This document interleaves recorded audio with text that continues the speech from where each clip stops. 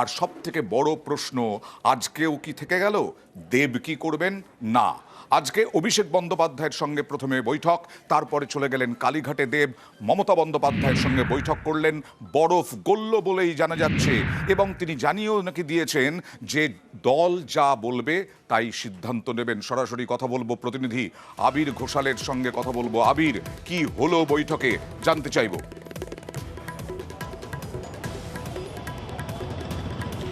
দেখো, দেবকে যে তৃণমূল সাংসদ হিসাবে দেখতে চায় তা কালীঘাটেই পশ্চিম মেদিনীপুরের বৈঠকের দিনে কার্যত মমতা বন্দ্যোপাধ্যায় বুঝিয়ে দিয়েছিলেন, যে বৈঠকে অভিষেক বন্দ্যোপাধ্যায়ও হাজির ছিলেন।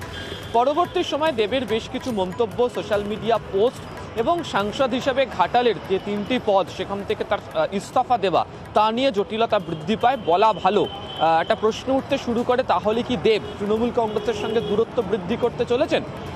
সাংসদ হিসাবে সংসদে তার করা যে শেষ বক্তব্য, এবং সেদিনকেই কলকাতাতে ফিরে অবশ্য তিনি কারণ ব্যাখ্যা করেছিলেন, এবং সেখানে তিনি জানিয়েছিলেন যে মমতা বন্দ্যোপাধ্যায় তার প্রতি আস্থা দেখিয়েছে এবং তিনিও সেই আস্থা দেখাতে চান।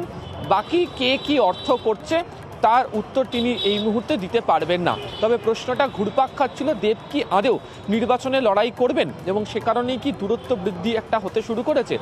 আজকে যেভাবে অভিষেক বন্দ্যোপাধ্যায়ের সঙ্গে বৈঠক, এবং বৈঠক শেষের পর তিনি যেভাবে কালীঘাটে আসেন, কালীঘাটে এসেও মমতা বন্দ্যোপাধ্যায়ের সাথে দেখা করেন, তাতে রাজনৈতিক মহল, তৃণমূলের অন্দরের খবর যে দেব যে একটা বরফ যেটা জমেছিল, সেই বরফ অনেকটাই গলতে শুরু করেছে। এবং সূত্রের খবর, তিনি জানিয়েছেন দলের শীর্ষ নেতৃত্বের কাছে দল যে সিদ্ধান্ত নেবে তিনি সেই সিদ্ধান্ত মেনে নেবেন।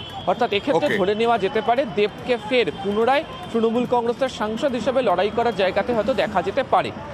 তবে বেশ কতগুলো নেতার ক্ষেত্রে, যেটা এর আগের বৈঠকেও জানা গিয়েছিল, ঘাটালের বেশ কয়েকজন যে নেতার আচরণ, তাদের বক্তব্য যে দেব ভালোভাবে নিচ্ছেন না, এদিনকেও তিনি সেই বিষয়ে দলের শীর্ষ নেতৃত্বের কাছে তার বক্তব্য জানিয়েছেন।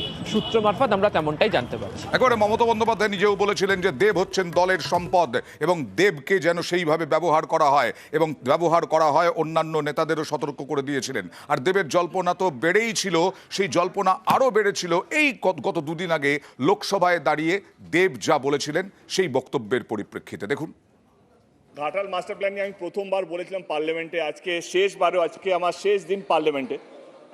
ঘাটাল মাস্টার প্ল্যান নিয়ে বলতে চাইছি যে 1950 থেকেই ঘাটাল মাস্টার প্ল্যান নিয়ে ঘাটালে মানুষের অনেক দিনের কষ্ট, অনেক দিনের বেদনা। আমি আপনার মাধ্যমে প্রধানমন্ত্রীকে রিকোয়েস্ট করতে চাইছি, এটা কোনো টিএমসির সমস্যা নয়, এটা কোনো বিজেপির সমস্যা নয়, এটা বাংলার সমস্যা। আমার মনে হয় এখানে দলকে সাইডে রেখে মানুষের কথা ভেবে আমার মনে হয় কি নেক্সট টার্মে যেন ঘাটাল মাস্টার প্ল্যানটা যেন এক্সিকিউট হয়। আমি থাকি বা না থাকি এমপি হিসেবে, কিন্তু ঘাটালে মানুষের দুঃখটা যেন কোথাও যেন মিটে যায়, যেন ঘাটালে মানুষ যেন ভালো থাকে। ধন্যবাদ জানাবো আমাদের মাননীয় মুখ্যমন্ত্রী আমাকে এই 10 বছর সুযোগ দেওয়ার জন্য। ঘাটাল লোকসভা কেন্দ্রের প্রত্যেকটা মানুষ যারা আমাকে ভোট দিয়েছেন, যারা আমাকে ভোট দেননি, তাদেরকে অসংখ্য ধন্যবাদ। আমি থাকি বা না থাকি, ঘাটাল আমার মনের মধ্যে সারা জীবন থাকবে। ধন্যবাদ। আর কলকাতায় ফিরে, এই একদিন আগেই কলকাতায় ফিরে দেব কি বললেন? দেব বললেন যে দল ছাড়ার কোনো বিষয় নেই, অন্য দলে যাওয়ার প্রসঙ্গ আসছে কেন, আর কি বললেন দেখুন।